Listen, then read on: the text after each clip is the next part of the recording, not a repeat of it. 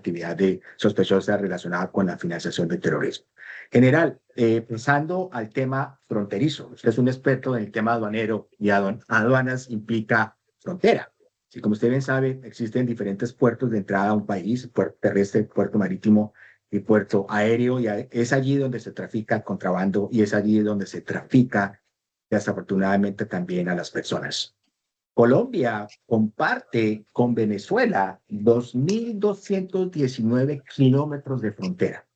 Es una frontera que ha estado muy recientemente en fuego, digamos que la zona del Catatumbo, que es una zona fronteriza con Cúcuta y con el estado de Táchira en Venezuela, es un corredor criminal, digamos que, como usted bien sabe, organismos, células terroristas de los diferentes grupos armados, Clan del Golfo, disidencias de las FARC, ELN, penetran a Colombia desde sus refugios en Venezuela, hacen sus actos de terror, de extorsión, de lucha territorial por el narcotráfico y vuelven al paraíso venezolano.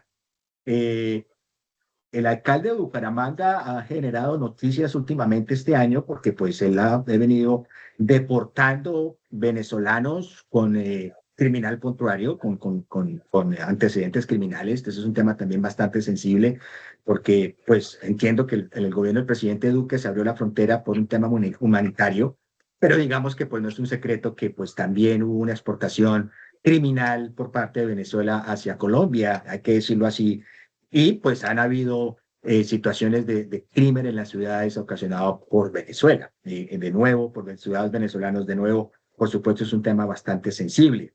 Como bien lo sabe, el presidente Trump fue electo bajo una agenda cerrar las fronteras y digamos que ha habido una escalada muy masiva en deportaciones desde los Estados Unidos, incluyendo los dos famosos aviones que el presidente Petro quiso devolver sin éxito. General, ¿qué hay que hacer para controlar la frontera colombo-venezolana en términos de contrabando y de personas? Sí, a ver, siempre he manifestado la necesidad de crear una fuerza élite de control fronterizo. Nuestras fronteras son muy porosas. Tú mencionaste 2.219 kilómetros de frontera con Venezuela y más de 360 pasos porosos, pasos fronterizos clandestinos habilitados para carros, para mulas, para tránsito de personas, de elementos, productos, etc. Igualmente ocurre con Ecuador y Perú. Solamente con Ecuador tenemos 18 municipios fronterizos del otro lado y eh, alrededor de 75 pasos fronterizos. Y me causó muchísima curiosidad recientemente en el Foro Internacional de Seguridad y Defensa en la Universidad Militar Nueva Granada, una de las expertas en asuntos militares, la doctora María Fernanda Novoa, decía una verdad que todos conocimos, pero que en muchas oportunidades quisimos ignorar. Y lo dijo allí delante de muchos generales activos y retirados, en el sentido de que Ecuador, lamentablemente por muchos años, siempre tuvo al otro lado de su territorio frontera con las FARC y con el ELN. Y esa es una realidad. Y no solo por esto, porque hay unos pasos porosos y porque nuestras fronteras realmente han sido descuidadas y abandonadas, sino también porque conocimos el Plan Frontera y las relaciones del gobierno del presidente Correa con las FARC y con el ELN, que les permitió precisamente generar toda esa tolerancia y generar la instalación de campamentos y utilizar la frontera en el marco del Plan Frontera entre las FARC y el presidente Correa a generar ese control territorial, digamos, con la anuencia, repito, del vecino país. Entonces, en mi opinión, estamos retardados para crear una fuerza élite de control fronterizo que pase de la coordinación de esfuerzos en la línea fronteriza a la integración de esfuerzos bajo un mismo comando y control, bajo un único liderazgo, como ocurre en muchos países del mundo, donde las fronteras, que son precisamente la primera línea de defensa de nuestras naciones tengan realmente unas fuerzas poderosas, integradas y bajo mismo comando y control en el propósito de protegerlas. Estamos asesorando a varios países en este sentido, precisamente uno de ellos es Guatemala. Recientemente se presentó un incidente muy serio en la frontera entre Guatemala y México que llevó a la presidenta de México a pedir disculpas, precisamente porque se traspasó la frontera por parte de autoridades mexicanas persiguiendo a organizaciones criminales mexicanas y guatemaltecas que estaban disputándose el control en este territorio fronterizo. Y estamos precisamente también allí en Guatemala, ya el gobierno tomó la decisión de crear una fuerza élite, donde se van a integrar los esfuerzos de antinarcóticos, contrabando, anticontrabando, migración y economías criminales y trata de personas, para custodiar las fronteras a través de una fuerza élite que integra la inteligencia, la investigación criminal, etcétera, etcétera. Colombia también tuvo en alguna oportunidad los grupos especiales migratorios, los famosos GEM, en la época del presidente Duque, que buscó integrar precisamente los esfuerzos de todas las entidades bajo el liderazgo de migración, con la participación de la policía, de las fuerzas militares, de los gobiernos locales en la frontera, en el propósito de contener esa estampida de migración venezolana hacia nuestro país. Pero los GEM básicamente se acabaron, se debilitaron, desaparecieron. Tengo entendido que hoy no funcionan.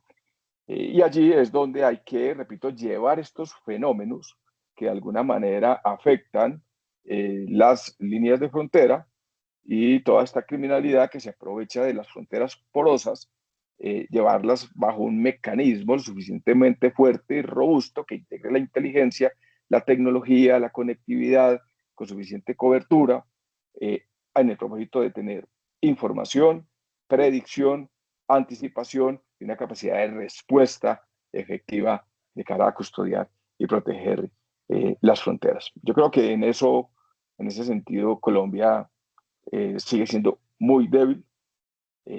La actitud estratégica del país desde el punto de vista de la defensa de las fronteras, en mi opinión, sigue siendo muy débil. Le falta carácter, le falta fortaleza, le falta agresividad, le falta anticipación. Creo que no nos han pasado cosas peores, es porque estamos bendecidos, pero con esa porosidad, digamos, que tenemos tanto a nivel marítimo como a nivel terrestre en nuestras fronteras, era para que hubiéramos tenido que presenciar mayores desastres de los que ya hemos tenido en algunas oportunidades. Por eso esas fronteras, tanto las que hemos mencionado ahora, son hoy los engendros de las economías criminales. El Catatumbo, Guaviare y Arauca, Urabá y el Pacífico Sur. Desde allí se despliega, digamos, la exportación de cocaína, de armas, de minería ilegal, de todo, pero a su vez se genera una violencia que tiene repercusiones como el Tren de Aragua, los carteles mexicanos, el Primer Comando Capital, el Bermelo, Primera Familia, etcétera, que tienen influencia en muchas ciudades latinoamericanas y que están afectando también la seguridad al interior de estos países, incluyendo las ciudades capitales, como ha ocurrido con Bogotá. General, dos preguntas siguiendo este tema.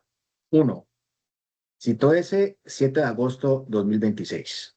El presidente electo centro derecha lo llama a usted. Le dice, General Buitrago, usted es un experto en temas aduaneros, economías criminales, temas fronterizos.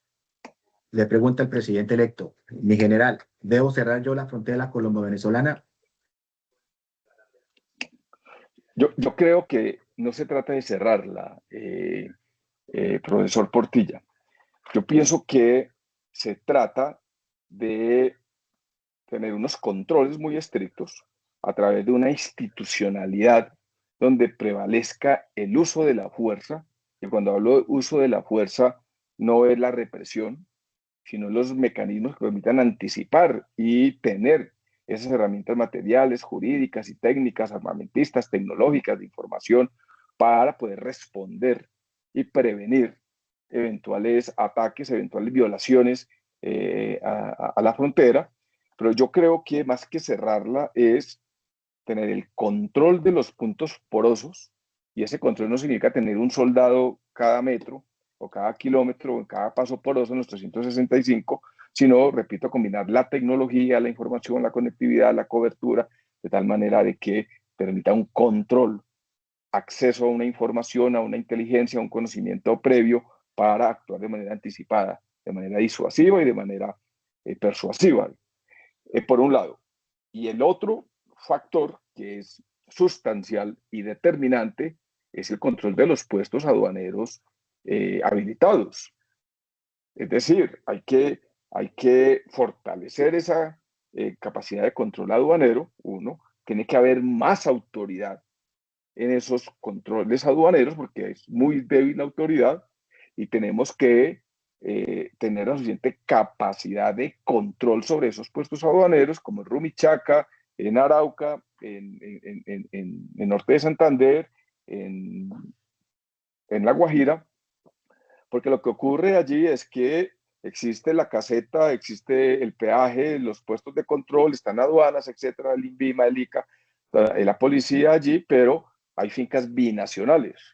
Y esas fincas binacionales las utilizan ya como corredores, inclusive pagan peaje, como corredores clandestinos para traficar con productos y con personas, y con armas, y con droga, al lado y lado de la frontera. Entonces, creo que es un tema de, y si esa pregunta en esa oportunidad me la hacen en su momento, lo que voy a indicar es la necesidad de crear una institucionalidad, una fuerza de despliegue rápido o una fuerza de élite de control fronterizo, especialmente de los pasos clandestinos porosos por donde hoy transitan gran parte de todas estas amenazas y de esta criminalidad. Y segundo, el control estricto y lo suficientemente efectivo de los pasos fronterizos aduaneros habilitados a través de los cuales se controla el tránsito de personas, de mercancías y la actividad económica que se despliega usualmente entre estas fronteras. Gerald, muchas gracias.